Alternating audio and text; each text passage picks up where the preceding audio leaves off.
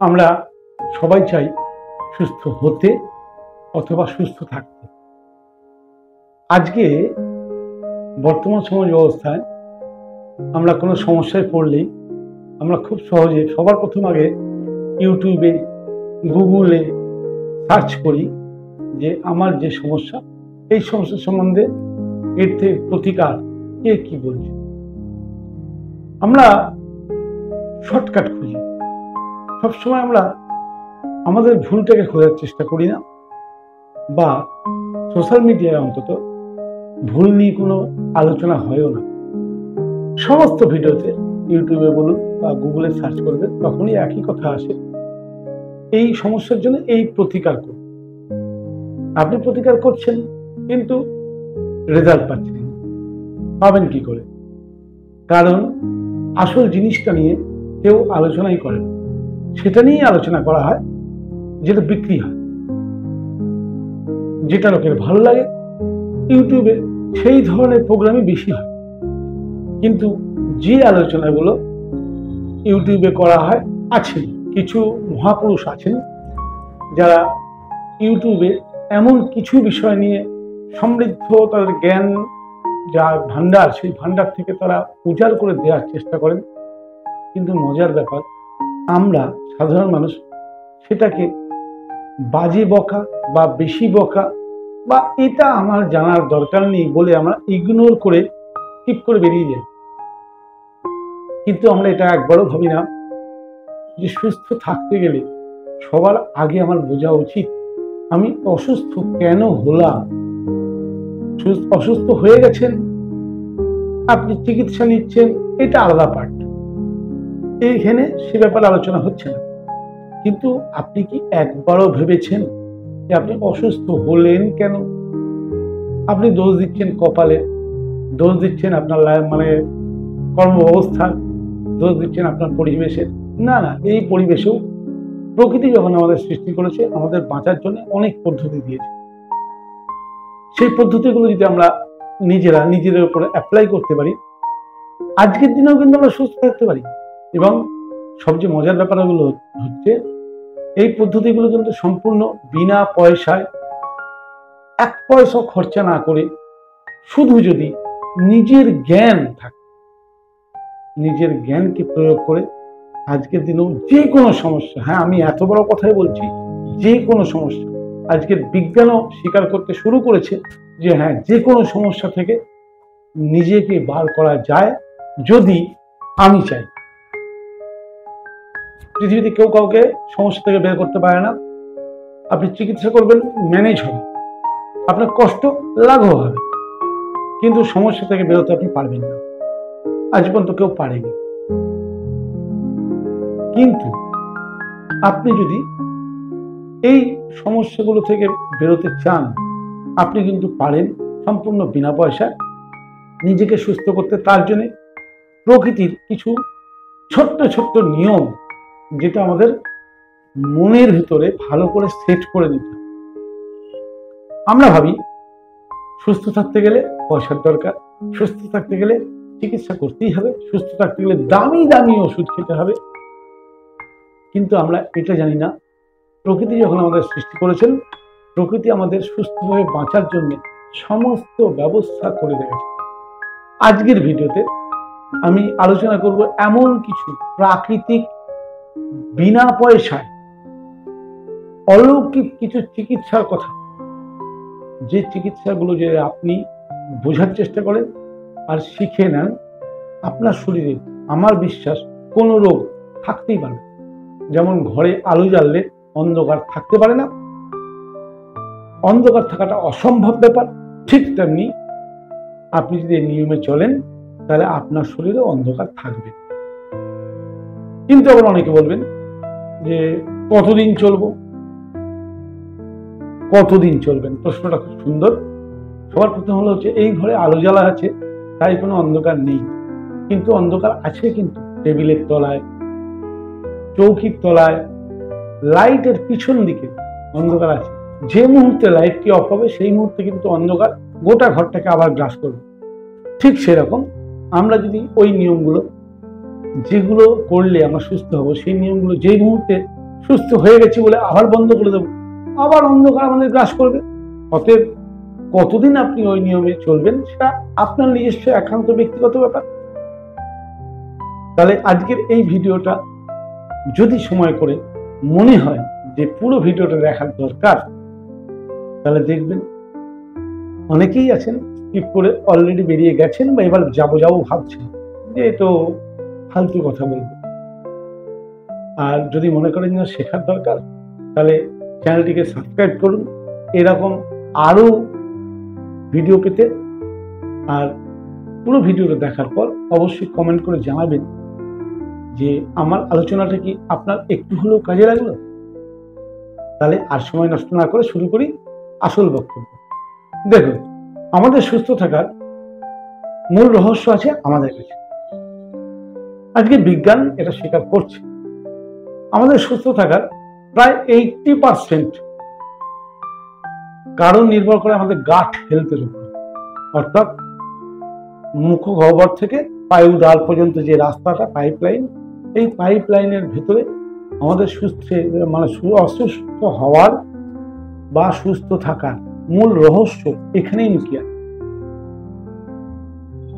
আপনারা শুনে থাকবেন আধুনিক বিজ্ঞান বলছে আমাদের মন, মানসিকতা, বুদ্ধি, মুড, হিংস্রতা সবকিছু নির্ভর করে আমাদের গাট হেলথের উপর।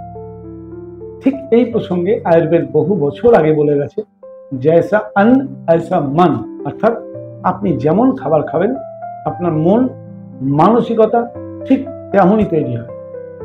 তাহলে এই গাট হেলথের প্রতি আমরা নজর দিই না, কিন্তু এই গাট হেলথকে যদি সহজে আমি নজর দিই, আমরা কিন্তু আমাদের আজকের সমাজ ব্যবস্থার 80% রোগ থেকে আমরা নিজেদেরকে মুক্ত করতে পারি। আমি খুব শর্টে আমার গাট হেলথ সম্বন্ধে মাইক্রোবায়োম প্লে লিস্টে অনেকগুলো ভিডিও অলরেডি আপলোড আছে।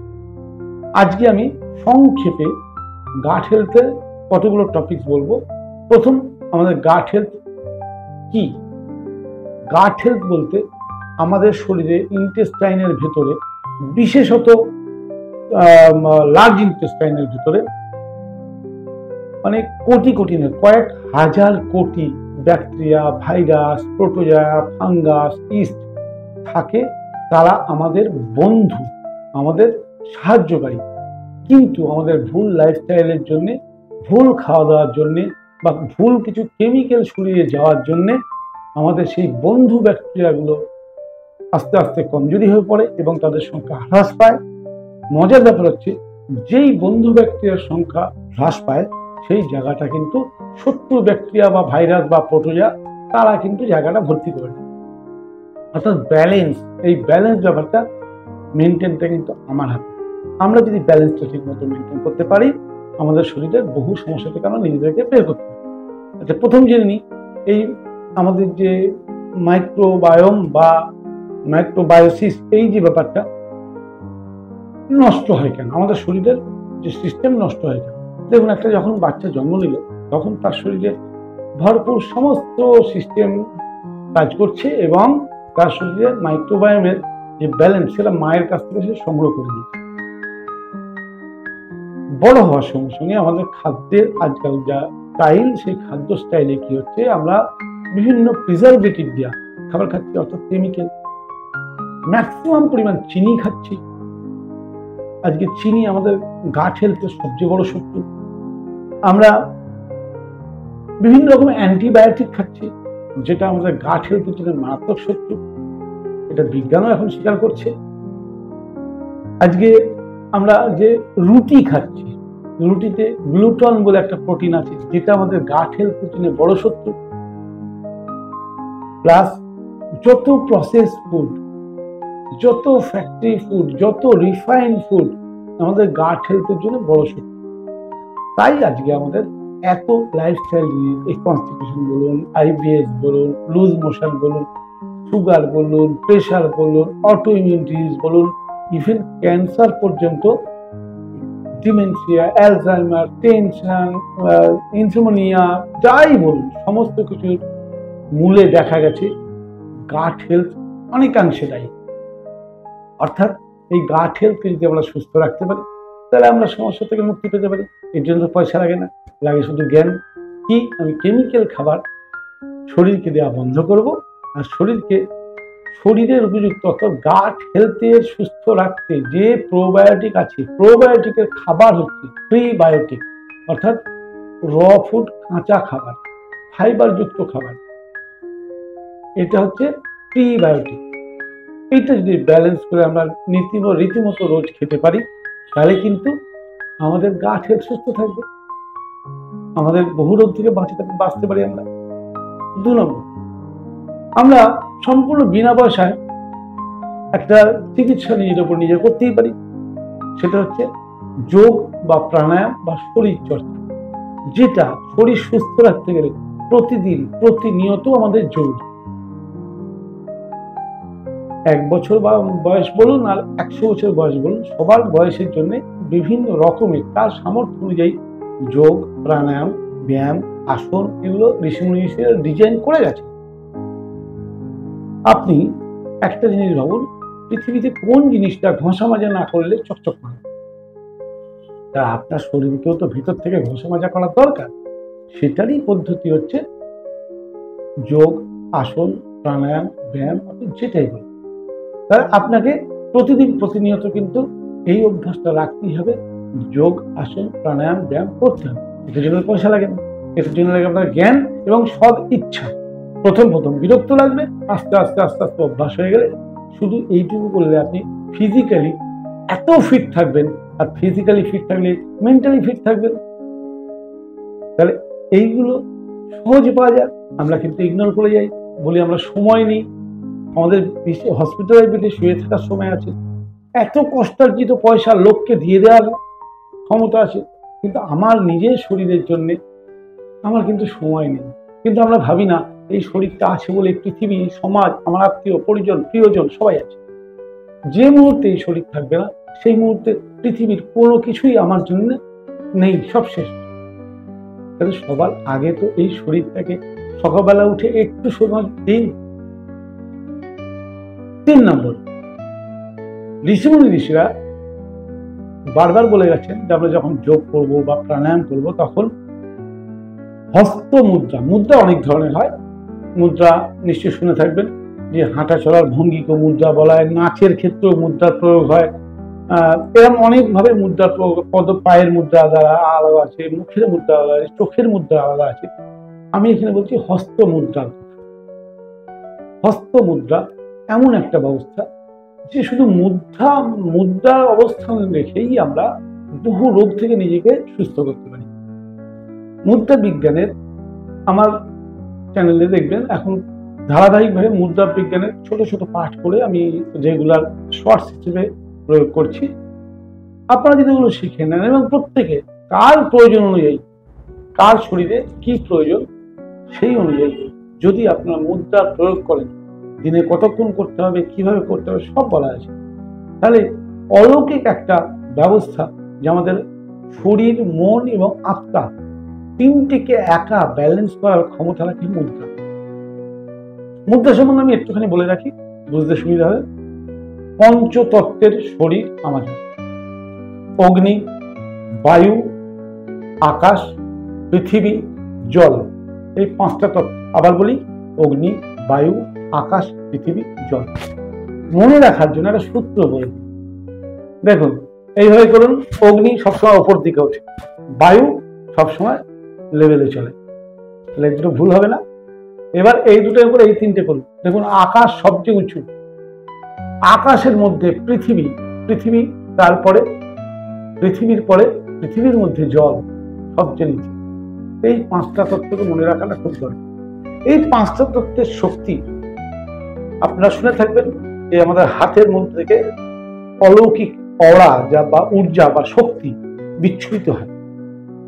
আমাদের টোটাল শরীরের যে নার্ভাস সিস্টেমে এন্ড পয়েন্ট হচ্ছে হাতের আঙুল, পায়ের আঙুল। তাহলে এই যে শক্তি, আমরা শক্তিকে, নিজের শরীরের শক্তি নিজের ভেতরে ইনজেক্ট করাটাই হচ্ছে একটা মুদ্রার টেকনিক। যে কোনো মুদ্রা, ধরুন এটাকে বলা হচ্ছে বায়ু মুদ্রা, এটাকে বলা হচ্ছে অগ্নি মুদ্রা। সবসময় আমাদের শরীরকে অগ্নি মুদ্রা দ্বারাই সবকিছু কন্ট্রোল করা হয়। অর্থাৎ শরীরের অগ্নি হচ্ছে সবচেয়ে ভাইটাল। দেখুন, এই বায়ু মুদ্রাকে যদি আঙুলের মাথায় লাগান তাহলে এটাকে ধ্যান মুদ্রা বা জ্ঞান মুদ্রা বলা হয়। আর মজা হচ্ছে, এই বায়ু মুদ্রাকে যদি আঙুলের এইভাবে গোড়ায় লাগান তাহলে এটাকে বলা হচ্ছে বায়ু মুদ্রা। আচ্ছা, গোড়ায় লাগানো ওপরে লাগানোর মধ্যে ডিফারেন্স?